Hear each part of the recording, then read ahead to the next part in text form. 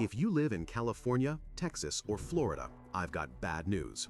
In a zombie apocalypse, your home state isn't a safe haven, it's a feeding ground. All that population and those amazing vacation highways you love, they become a delivery system for panic and teeth. That is survival on hard mode.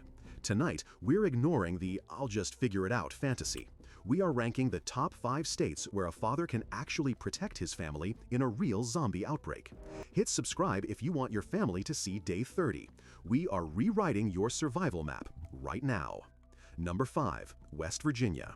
While everyone runs west, you should look east. Why? Kinetic Friction. Zombies and refugees flow like water. They take the path of least resistance. West Virginia is nothing but resistance. The entire state is a jagged rock covered in dense forest. There are no straight roads here. A horde of 10,000 zombies migrating from DC will break their ankles in these ravines before they ever reach your perimeter. Most people look at a map and see lines. A protector looks at a map and sees friction. The state also has a culture of self-reliance. The population density is low, and the coal infrastructure means there are deep underground assets that most people don't even know exist. The only reason it's number 5 and not number 1, it is trapped. It is bordered by high population death zones, like Pennsylvania and Virginia. You will have to hold the line against the initial wave. But if you blow the bridges early, you're sitting in a castle made of mountains. And if you don't have mountains, your next best friend is culture. Number 4, Utah. This pick has nothing to do with geography and everything to do with the people next door. In every other state, when the trucks stop running, the grocery stores are empty in 72 hours. Families starve by week 2. In Utah, that timeline is completely different. Due to the heavy influence of the LDS Church, Utah is the only state in the Union where a massive percentage of the civilian population maintains a year's supply of food. This is not a stereotype, it is a logistical reality. When the supply chain collapses, Utah doesn't panic buy, they just go to the basement. This means fewer people fighting over resources in the streets, fewer desperate raiders kicking down your door for a can of beans, and a society that remains stable enough for your children to sleep at night. Geography is your secondary shield here. Look at the map to the west, the Great Salt Lake Desert. That is 100 miles of salt and death. A zombie horde migrating from California has to cross a wasteland with no shade, no water, and no food. The sun will bake them dry before they reach the Salt Lake Valley. But what if you don't trust your neighbors to save you? Then you let physics do the killing for you. Number 3, North Dakota. This pick relies on one fundamental law of physics, thermodynamics. Zombies have no metabolism. They cannot generate body heat. They are dead meat. Do you know what happens to dead meat in North Dakota in January? It turns into a rock. For 6 months out of the year, this state is a freezer. The average low temperature in winter can drop to 20 or 30 degrees below 0 Fahrenheit. In those conditions, the zombie threat drops to 0. Their fluids freeze, their muscle tissue solidifies, and they become statues. While survivors in Florida and Texas are fighting agile, rotting corpses year-round, families in North Dakota get a ceasefire every winter. You can walk right up to a frozen zombie and shatter it with a hammer.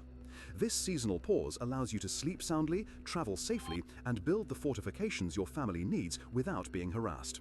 North Dakota also solves the energy crisis, the Bakken oil fields. This state is sitting on oceans of energy. Small communities here are more likely to keep generators running and machinery moving than anywhere else. The downside? You have to survive North Dakota. The cold that kills the zombies will kill your family just as fast if you aren't prepared.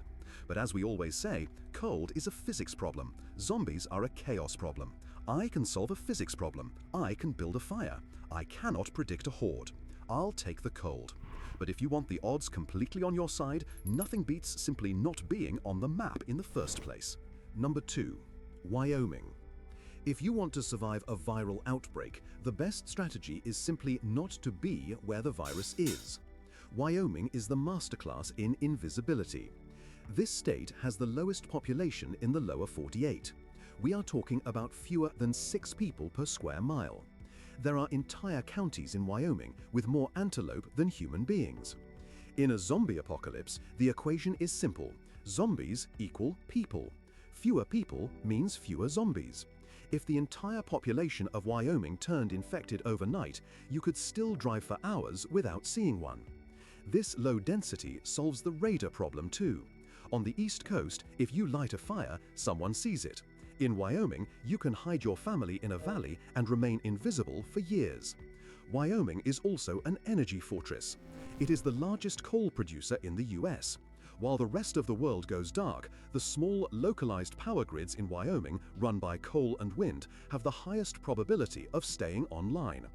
The only reason it's not number one is that the growing season is short. You'll be eating a lot of elk and beef, but you won't be growing much corn. So what if you want Wyoming's invisibility, West Virginia's walls, and actual food? That's where number one comes in. But first, we have to talk about the trap. Dishonorable mention. Texas. Before we unveil number one, we have to address the elephant in the room. I can see the comments already. What about Texas? We have all the guns. Texas is a trap on the map. Yes, you have guns, but you also have 30 million people, vast flat highways that act as conveyor belts for hordes, and a climate that accelerates disease. Heat speeds up decomposition, yes, but it also breeds bacteria, flies, and plague. Texas is an overcrowded petri dish with firearms. A horde from Houston can walk to Dallas in a week without hitting a single natural barrier. No mountains, no winter, just open road. If Texas is home, I get it, roots matter. Just stop telling yourself the guns make up for the map. They don't. Do not bet your family's life on Texas without a plan. Number one, Idaho, the American redoubt. Idaho is the perfect intersection of the three things you need to rebuild civilization: water, food, and walls. Let's look at the Snake River Plain. It is a massive agricultural belt that produces enough wheat, potatoes, and cattle to feed a nation. Unlike Wyoming, you can actually farm here at scale. Unlike North Dakota, the season is manageable. But the real magic is the walls.